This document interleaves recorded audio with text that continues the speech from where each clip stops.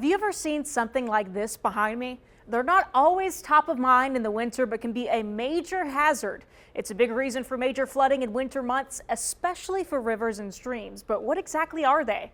Let's raise your weather IQ. These are called ice jams.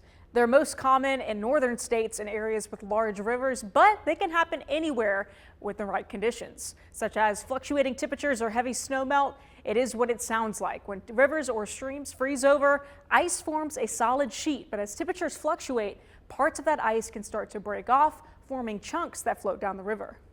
Now, if the ice is carried downstream, it gets caught in narrow sections of the river, or if it gets piled up near bridges, we end up with an ice jam. These blockages can act like a dam, causing water to back up behind the ice and create localized flooding. As more water tries to flow, the pressure behind the jam builds up, and eventually it could break free, sometimes suddenly. When that happens, it can cause rapid flooding, sometimes even sweeping debris or ice with it. This can be very dangerous, especially for people living near rivers or in flood-prone areas.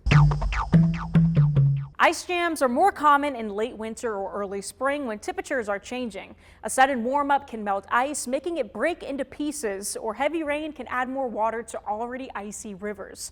A sharp cold snap can refreeze the river again, further complicating the situation. So remember, if you're near rivers or streams this winter, always stay safe and be aware of the potential for ice jams. Don't risk walking on frozen rivers, stay informed about the weather, and if you're in a flood-prone area, pay attention to any warnings from local authorities. Thanks for tuning in for this week's Weather IQ. I'm meteorologist Claire Fry.